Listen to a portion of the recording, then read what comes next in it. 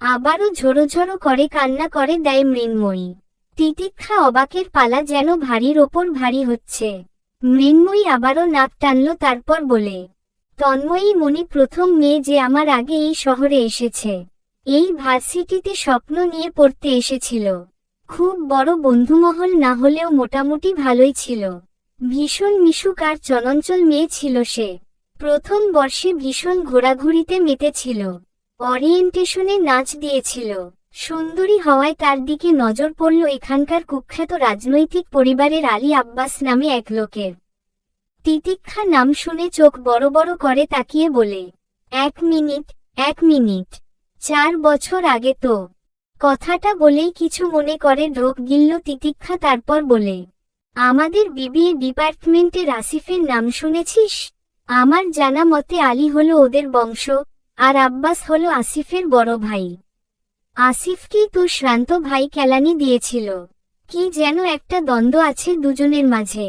আর তুই যখনকার কথা বলছিলি তখন আসিফের বাবার রাজনৈতিক ক্ষমতাও ছিল বেশ। আর শ্রান্ত দের দাপট তো আগেই থেকেই বেশ। মৃন্ময়ী প্রতিক্রিয়া করল না। সে সাধারণ ভঙ্গিতে আবারও উদাস চোখে পার্কের শেষ মাথার একটা গাছের পানে তাকায়, তারপর আবারও বলতে শুরু করে, বেশ কয়েকদিন নাকি মনিকে ডিস্টার্ব করেছিল আব্বাস নামের লোকটা। নোংরা নোংরা প্রস্তাব দিত, থ্রেট থেকে শুরু করে সব। মনি বাড়িতে ভয় কিছু বলেনি। এমন চলছিল ভার্সিটিতে, বেশ কয়েকবার বলেছিল কিন্তু তারা কোনো স্টেপ নেয়নি। নেবেই বা কিভাবে, জোর যার মুল্লুক তার। শেষে খালা মনির একদম ভেঙে পড়ে আর বিরক্ত হয়ে কাউকে না বলতে পেরে হতাশায় সুইসাইড করে। দমবন্ধ করে পুরোটা কথা তিতিক্ষা শুনল, তারপর এগিয়ে এসে নরম গলায় জিজ্ঞেস করে, তোর মুখ অন্য কিছু বলছে মৃন্ময়ী? লাল ফোলা ফোলা চোখ নিয়ে তাকায় মৃন্ময়ী, তারপর আবারও মাটির দিকে চোখ রেখে বলে, শ্রান্তকে বলিস আমার আশেপাশে আর না ঘেঁষতে। আমি এই সব জিনিস পছন্দ করি না, আর চাই না উনার কারণে আমার জীবনটাও আমার পরীর মতো হোক। তিতিক্ষা স্থির দৃষ্টি রেখে শান্ত গলায় বলে, কিন্তু শ্রান্ত ভালো ছেলে, তোকে সে পছন্দ করে।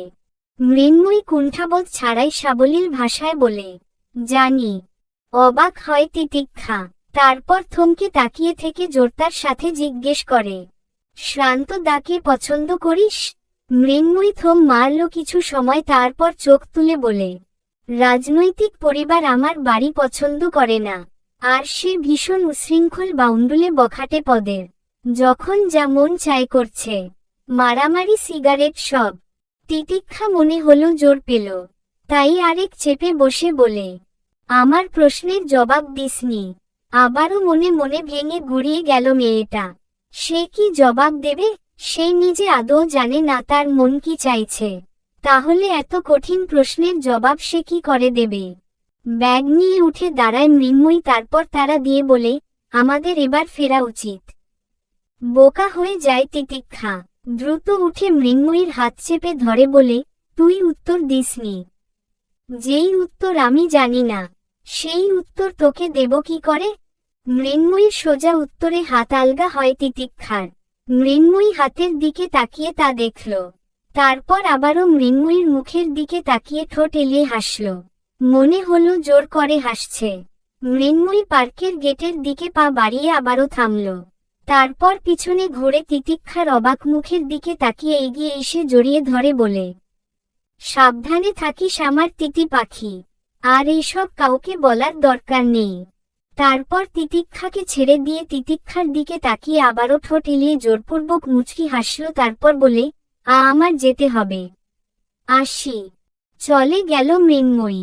তিতিক্ষা তাকিয়ে রইল। মৃন্ময়ীর মনে একটা ভয় ঢুকে আছে, তাই সে খাঁচায় বন্দি জীবন কাটাচ্ছে। না কাউকে বিশ্বাস করতে পারছে অতীতের অমন দুর্ঘটনা। তিতিক্ষা একটা ভুল বলেছে, শ্রান্ত মৃন্ময়ীকে পছন্দ নয়, ভালোবাসে। ভয়ঙ্কর ভালোবাসে, যার কোনো আখ্যা নেই। তা সে শ্রান্ত দাদার চোখে দেখেছে। এমন ব্যাকুলতা সেও পার করেছে সূর্যকে নিয়ে, তাহলে সে ভুল করেই বাকি করে? মৃন্ময়ীও নিজের অনুভূতিকে প্রশ্রয় দিতে চাইছে না। কেন দিতে চাইছে না তাও এখন অধিকাংশ পরিষ্কার। দীর্ঘশ্বাস ফেলল মৃন্ময়ী। তারপর হাতের ফোনটার দিকে তাকালো। শ্রান্ত দাদা এখনো লাইনে। তিতিক্ষা ব্যর্থ সৈনিকের মতো ফোন কানে চাপল। তারপর শুধু বলল, চলে গেছে। শ্রান্ত চোখ বন্ধ করল। সে তন্ময়ীকে চেনে। সে জানত না মৃন্ময়ী আর তন্ময়ী কোন সময় একই ধাঁধায় বাঁধা থাকবে। চোখ থেকে এক ফোঁটা জল নিজের অজান্তেই পড়ল। গলা কাঁপছে তবুও শান্ত গলায় শ্রান্ত বলল, তুমিও চলে যাও। তোমাকে ধন্যবাদ। তিতিক্ষা থমকালো। শ্রান্ত দায়ের গলা কি কাঁপছে, নাকি সে কান্না করছে? এখানে কি কোনো রহস্য আছে? শ্রান্ত দা কি তন্ময়ীকে চিনত?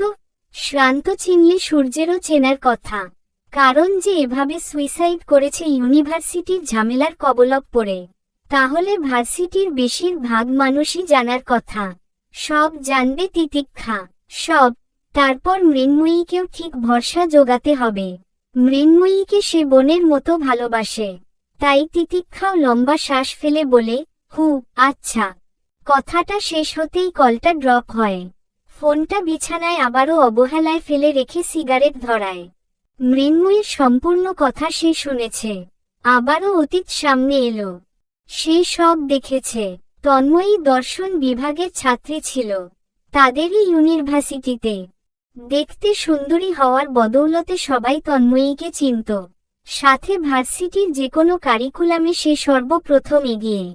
ভীষণ চনমনে চনঞ্চলা হরিণী সেই মেয়ে। তারপর অতীত ছাড়ে নাকি?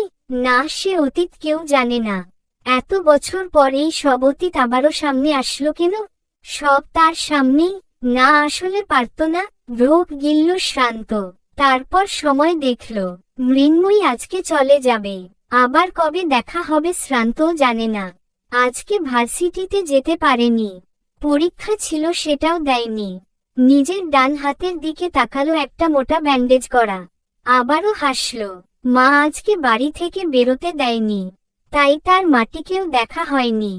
আজকে সারাদিন বাসায় শ্রান্ত। বিরক্ত লাগছে ভীষণ।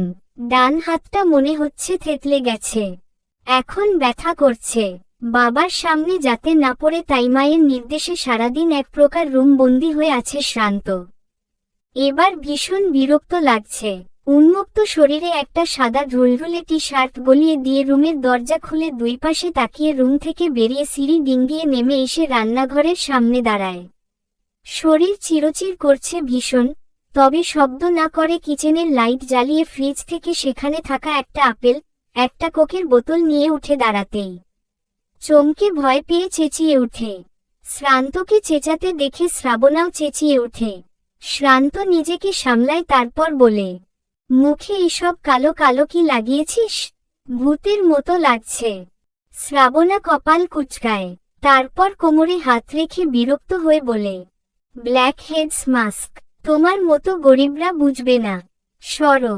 পাশ কাটিয়ে চলে যে আবারও পিছনে ঘুরে শ্রান্তকে উদ্দেশ্য করে আবারও বলে, এই তুমি চোরের মতো রান্না ঘরে কি করছো?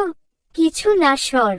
কথাটা বলেই শ্রাবণাকে পাশ কাটাতে চাইলে শ্রাবণার চোখ পড়ে শ্রান্তের হাতে। সাথে সাথে চোখ বড় করে তাকিয়ে বলে, এই তোমার হাতে কি হয়েছে? শ্রান্ত থমকে পিছনে ঘুরে তাকায়, তারপর বলে, কিছু হয় নাই। মনের রঙে হাতে ব্যান্ডেজ লাগিয়ে ঘুরছি। এখন প্লিজ তুই তোর ডাক্তারি জ্ঞান ছাড়বি না। আরে আসলেই তুমি এটা ড্রেসিং করেছ? আসো আমি ড্রেসিং করে দেই। বড় মা জানে? শ্রান্ত গায়ে লাগানো না কথা।